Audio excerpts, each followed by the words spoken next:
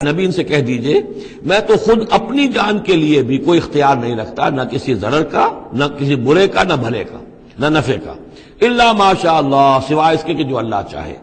لکل امت اجل، یہاں اوپر تھا ولکل امت رسول، ہر امت کے لیے ایک رسول، ولکل امت اجل، اور پھر اس کے لیے ایک وقت معین ہے، اس وقت معین سے پہلے عذاب نہیں آئے گا، چاہے وہ مسلمان جو بھی ساتھی ایمان لائے ہو رسول کے ساتھ، وہ چاہے کتنا ہی چاہے کہ جلدی سے اب حساب پاک کر دیا جائے ان ناہنجاروں کا، لیکن نہیں، ان کے لیے وہ اجل جو معین جو ہے وہ پوری ہوگی۔ لکل امت اجل فاذا جاء اجلهم، لیکن جب وہ اجل آ جائے گی، وقت آ پہنچے گا، فلا یستاخرون ساعۃ ولا یستقدمون، تو نہ تو اس کو وہ مؤخر کر سکیں گے ایک گھڑی بھی، اور نہ ہی اسے پہلے لا سکیں گے۔ قل ارأیتم ان اتاکم عذابہ بیاتا، تو اے نبی ان سے کہیے ارأیتم، کیا تم نے غور کیا، ان اتاکم عذابہ، اگر آ جائے اللہ کا عذاب تمہارے اوپر آدھم کے بیاتن، رات کے وقت، او نہارن، یا دن کے وقت، ماذا یستعجل منہ المجرمون، تو وہ کیا شے ہے جس کی وجہ سے تم یہ جلدی مچا رہے ہو، یہ مجرم جلدی مچا رہے ہیں، تمہارے پاس روک کیا ہے، اس کا علاج کیا ہے، توڑ کیا کر لو گے، تحفظ کیا کرو گے، کس چیز کے بھروسے پر تم اس طریقے سے جرأتیں دکھا رہے ہو، جسارتیں کر رہے ہو، لے آؤ عذاب، لے آؤ عذاب۔ ثم اذا ما وقع آمنتم، تو کیا اس وقت جب کہ وہ عذاب واقع ہو جائے گا پھر ایمان لاؤ گے؟ آمنتم بہی، ثم اذا ما وقع آمنتم بہی، تو کیا اس وقت جب کہ وہ عذاب واقع ہو چکے گا تب ایمان لاؤ گے؟ آلان، کیا اب؟ وقد کنتم بہی تستعجلون، اس سے پہلے تو تم اس عذاب کی جلدی مچا رہے تھے، اب ایمان لانے کا کوئی فائدہ نہیں۔ ثم قیل للذین ظلموا ذوقوا عذاب الخلد، پھر کہا جائے گا ان ظالموں سے، گناہگاروں سے کہ اب ہمیشگی کا مزہ کے عذاب کا مزہ چکھو، هل تجزون الا بما کنتم تکسبون، تمہیں بدلہ نہیں دیا جا رہا ہے مگر تمہارے اپنے کرتوتوں ہی کے طفیل۔ وَيَسْتَنبِئُونَكَ حَقٌّ هُوَ، دیکھیے جیسے میں نے اس سے پہلے کئی مرتبہ بتایا ہے کہ قرآن مجید میں کفار سے یا مشرکین سے، مخالفین سے بھی بڑی سرچنگ کوسچنز کیے جاتے تھے، کیا واقعی تمہارا یہ خیال ہے؟ یہاں کفار اسی انداز میں سوال کر رہے ہیں حضور سے، وَيَسْتَنبِئُونَكَ حَقٌّ هُوَ، اور اے نبی وہ آپ سے پوچھتے ہیں محمد واقعی یہ حق ہے جو آپ کہہ رہے ہیں؟ یعنی آپ کوئی تمسخر تو نہیں کر رہے، استہزاء تو نہیں کر رہے، واقعتاً جو آپ کہہ رہے ہیں واقعی آپ کو خود بھی یقین ہے پورا پورا؟ وَيَسْتَنبِئُونَكَ حَقٌّ هُوَ، وہ آپ سے پوچھتے ہیں کہ کیا واقعی جو بات آپ کہہ رہے ہیں یہ ہونے والی ہے، شدنی ہے، یقینی ہے، آپ کو یقین ہے؟ قُلْ اِی وَرَبِّی إِنَّهُ لَحَقٌّ، بہت زور ہے اس کلام میں، کہہ دیجئے ہاں اور مجھے میرے رب کی قسم ہے کہ وہ حق ہے، شدنی ہے، اٹل ہے، ہو کر رہے گی۔ وما انتم بمعجزین، اور تم شکست نہیں دے سکو گے اللہ کو، تم ہرا نہیں سکتے۔ ولو ان لكل نفس ظلمت ما في الارض لافتدت به، اور اگر کسی جان کے پاس، ایک جان کے پاس اگر زمین کی ساری دولت بھی ہوگی تو وہ اسے فدیے میں دینا چاہے گی۔ واسروا الندامۃ، اور وہ اپنی ندامت کو چھپائیں گے، اندر ہی اندر جو ندامت ہوگی، لما رأوا العذاب، جب وہ دیکھیں گے عذاب کو، وقضی بینہم بالقسط، اور ان کے مابین عدل و انصاف کے ساتھ فیصلہ کر دیا جائے گا، وہم لا یظلمون، اور ان پر کوئی ظلم نہیں ہوگا۔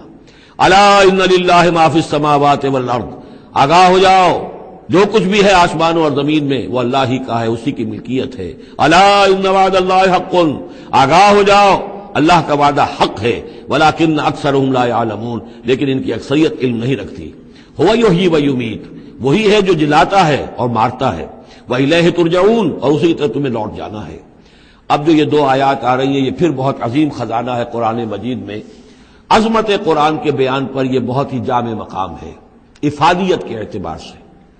یا ایھا الناس، اے لوگو، قد جاءتکم موعظۃ من ربکم وشفاء لما فی الصدور، دیکھو آ گئی ہے تمہارے پاس نصیحت تمہارے رب کی طرف سے، اور جو روگ تمہارے سینوں میں ہیں ان کی دوا، ان کی شفا۔ یہ بہت اہم ہے، یہاں جو ترتیب آئی ہے وہ یہ ہے کہ اگر دل سخت ہو گئے ہوں تو ظاہر بات ہے کہ پھر اس پر کوئی کلام نرم و نازک بے اثر، مرد ناداں پر کلام نرم و نازک بے اثر، تو پہلے دل کو نرم کرنے کی ضرورت ہے۔ زمین سخت ہے، بارش برسی ہے، بارش بہہ گئی ہے، کوئی فائدہ ہی نہیں ہوگا، بارش جذب بھی نہیں ہوا۔ آدمی بیمار ہے، الٹیاں آ رہی ہیں، آپ دوا دے رہے ہیں، نکل جاتی ہے، وہ دوا جو ہے معدے سے جذب ہو تو فائدہ پہنچائے نا۔ تو پہلا کام یہ ہے کہ دل کو نرم کیا جائے، ثم قست قلوبکم، جو دل سخت ہو گئے تھے انہیں نرم کی. اس کے لیے واعظ کی ضرورت ہے، موعظہ، نصیحت، ایسی بات جو دلوں میں گداز پیدا کر دے، نرمی پیدا کر دے. پھر اس کے بعد جب وہ دوا بن کر اور وہ جذب ہو جائے تو اب اس کی تاثیر ہوگی کہ اب جو اس کے اندر امراض ہیں دلوں کے اندر، دلوں میں امراض کیا ہے؟ دنیا کی محبت، دولت کی محبت، شہرت کی محبت، جائیداد کی محبت، اولاد کی محبت، بیویوں کی محبت. دنیا یوں سمجھیے کہ ایک شے ہے، اسی میں ساری چیزیں آ جائیں گی. زین للناس حب الشہوات من النساء والبنین والقناطیر المقنطرۃ من الذهب والفضة والخیل المسومۃ والانعام والحرث.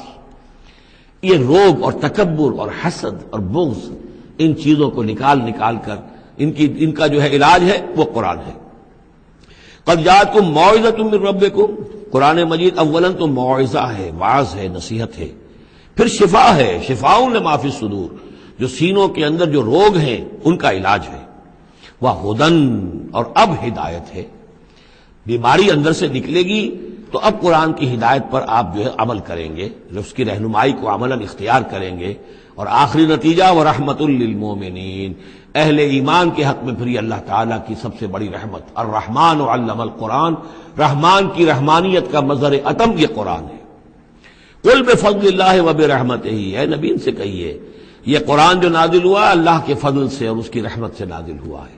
یہ اس کے فضل اور رحمت کا مظہر ہے، یہ اس کا بہت بڑا احسان ہے، یہ اس کی سب سے بڑی دولت ہے جو اس نے نوع انسانی کو دی ہے. قل بفضل اللہ وبرحمتہ فبذلک فلیفرحوا، تو اس پر خوشیاں منائیں. جشن منانا ہے تو قرآن کا مناؤ، خوشیاں منانی ہے قرآن کی مناؤ کہ اللہ تعالیٰ نے اتنی بڑی شے تمہیں عطا کی ہے. فرح کا لفظ عام طور پر قرآن مجید میں اچھے سینس میں نہیں آتا. فرح کہتے ہیں کہ خوشی سے پھولے نہ سمانا، عام طور پر یہ مذمت کی جگہ آتا ہے، لیکن یہاں فرمایا قرآن کے اوپر اگر فرح کرنا ہی ہے فبذلک فلیفرحوا، خوشیاں منانی ہے تو اس پر مناؤ.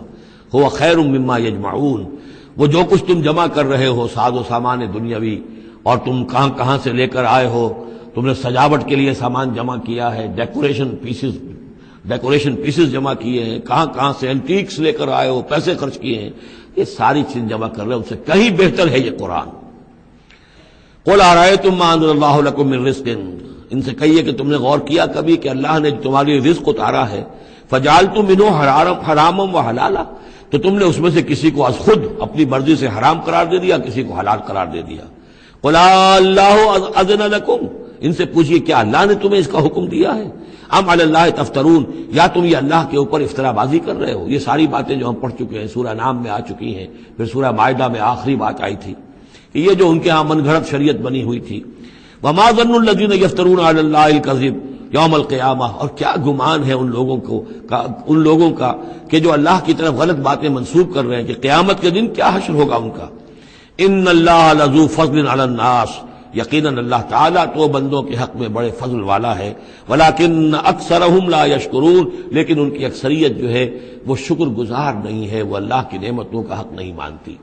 تو اس حصے کے اندر خاص طور پر یہ دو آیتیں جو آئی ہیں قرآن مجید کے بارے میں، کوشش کیجئے کہ ان کو تو یاد کر لیں، اور اس میں جو ترتیب ہے وہ بڑی اہم ہے کہ پہلے دل میں نرمی ہو تاکہ پھر قرآن اس میں جذب ہو. چوں بجاں در رفت جا دیگر شود، اگر جیسے چکنے گھڑے کے اوپر پانی گرا اور بہہ گیا، اندر جذب نہیں ہوا تو فائدہ کیسے ہوگا؟